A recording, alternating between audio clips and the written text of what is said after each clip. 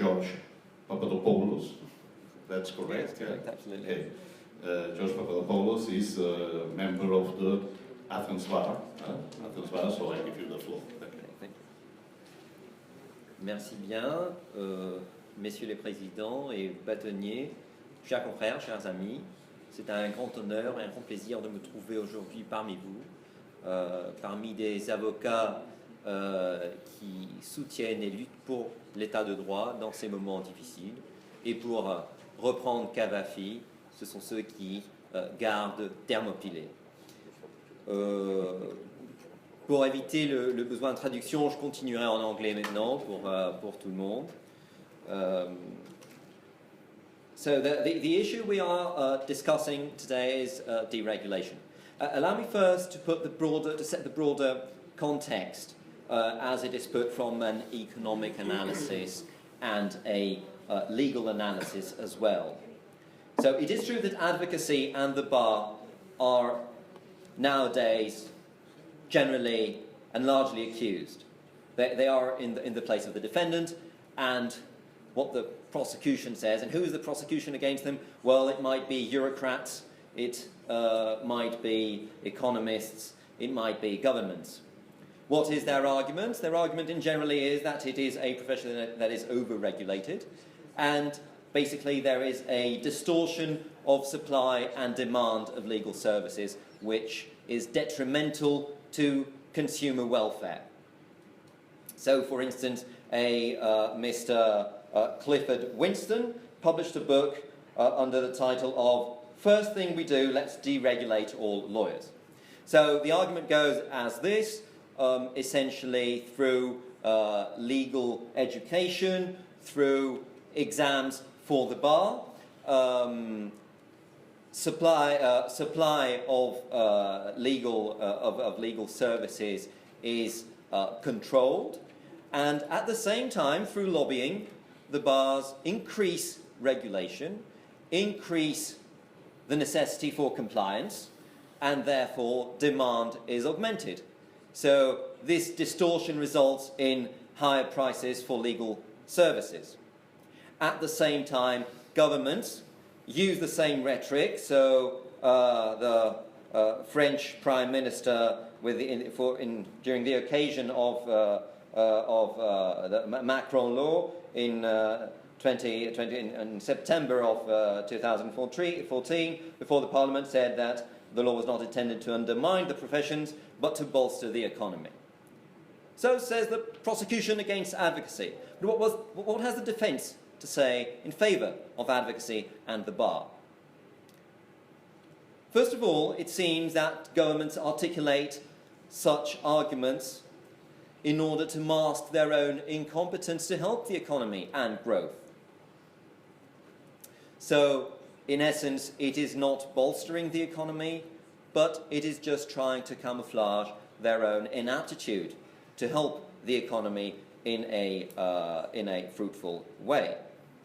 At the same time, there are important public interest considerations in this debate. So, lawyers are pivotal to the administering and delivering of justice, and to safeguarding the rule of law. So, if it is true that, according to Henri-Baptiste Lacordaire, between the rich and the poor, the powerful and the weak, it is freedom that oppresses and law that liberates, this can only be done through and with the assistance of lawyers. It is they who will ensure delivering of justice. They will make sure that justice is being done. So the bars need to provide, and to provide not to lawyers but to society, need to provide ex ante and ex post controls that guarantee the quality of legal services and at the same time control their provisions from legal professionals. And what are these controls? Ex ante controls, specific exams to enter the bar. Ex ante controls include safeguards against the conflict of interest, so non-lawyers should not be members of law firms. And ex post controls include basically disciplinary jurisdiction. So any person who has been aggrieved or who senses that he has not been represented in a proper way has a venue to present his case, and this venue is the bar. Nevertheless, it is true that still the mainstream view is that in order for governments to make proof of concept that they are determined to deliver reforms, and so they belong to reformers and not resistors, to take a phrase of Francis Maude, a Secretary of State in the UK, they have to move on with deregulation of the profession. So what are the sources of deregulation? They're not always legal texts. Sometimes they are legal texts, sometimes they are incremental changes that come through case law, and sometimes are through EU-wide measures. I'll just draw from the Greek experience to explain an example from all these cases. Firstly, incremental change through case law. One of the main issues we have had, and let me admit first that one of the problems of the Greek bar has been very lenient exams, very lenient bar exams. So essentially, most applicants, most young lawyers and trainees who took the bar exams were finally admitted to the bar. So the result was that many young Greeks who aspired to become lawyers but did not manage to make it to law school, which is quite hard in Greece, just opted for other educational institutions abroad, or through franchising contracts, spending 2 years abroad and say 2 years in Greece studying law, and then they asked to be admitted to the bar. So the initial response of the Greek legislator, and that was till very recently, was that in order for one to be admitted as a trainee at the bar, he must have an academic equivalence of his title. So the Greek administration would confirm that his title, his academic title, is equivalent to the one conferred by Greek universities. Then he would be admitted to the bar. Now, a young student from Lille University in France that had a franchise agreement with the Greek university and had spent apparently only partly his education in France and partly in Greece, thought that this was contrary to EU legislation. Now, it is true that the specific services and establishment directives do not apply to trainees. Nevertheless, the basic treaty provisions on freedom to provide services and to establish do provide to trainees, since it has an economic dimension. In the meantime, Morgan Besser case was issued from the ECJ that said that just because the academic title is not equivalent to the home country title, the bar cannot deny access to a young trainee.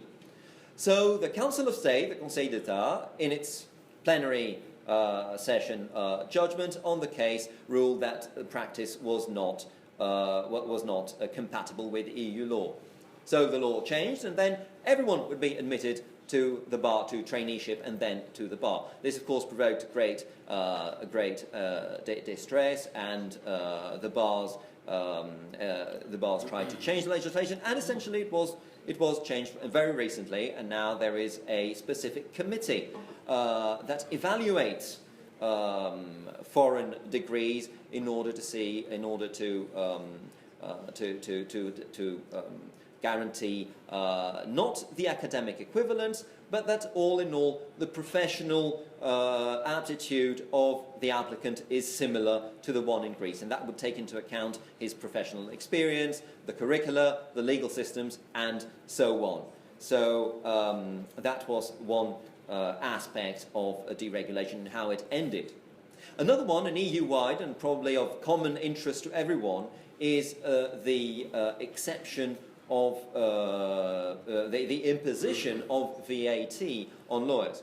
Why would this be deregulation? Well, I see it as a deregulatory measure in the sense that there is an abolition of an exculpatory clause that used to be enforced and was in favour of lawyers.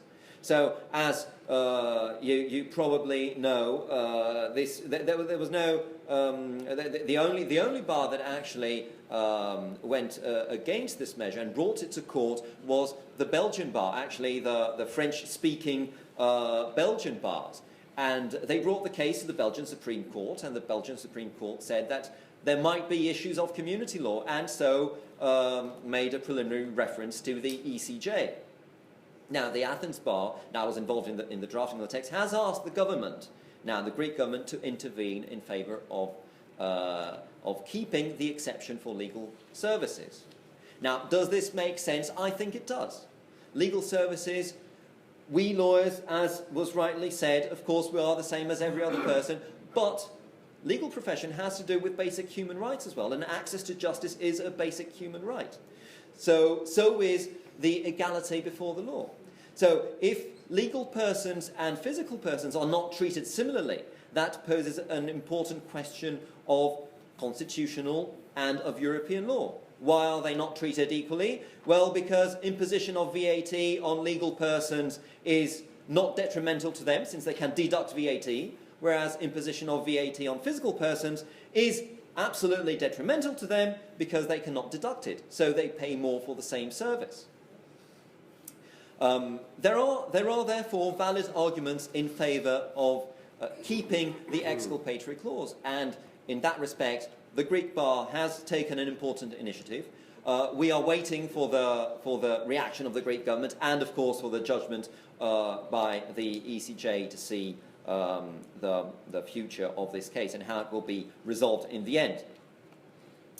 And finally, measures that have been taken under the pressure of broader reforms of Greece. As we know, Greece is now in a programme under the Troika, the institutions, and they are pressing for reform. So the legal profession was heavily targeted. It was considered that it was there was an imbalance, there was a distortion in the legal market, that it was not open enough. So we got rid of some regulations that were similar to Spain, I think were similar to many other European countries, such as minimum fees. So there was, just as in Spain, there was in the lawyers' code, there was a rule of minimum fees, and now this has become a clause on indicative fees. Same with territorial restrictions. I know this was the case in France, that actually a lawyer has to belong to the bar in order to be able to present a case before the courts that belong to the territorial jurisdiction of that bar. The same was in Greece, so a Greek lawyer from Athens could not present a case, could not try a case in Thessaloniki, in another city, unless he was accompanied by a local lawyer. Now this is no longer the case, and as one can understand, obviously the largest bars, such as the Athenian bar, was totally for this, because Athenian lawyers want to try cases elsewhere, whereas smaller bars were against. So it shows that these measures are not black and white. They can be different nuances and different points of view. So where does that leave us now? We still have, I think, some basic rules that guarantee the provision of legal services to a higher level, such as the compulsory membership of lawyers in law firms and the obligatory bar membership for lawyers.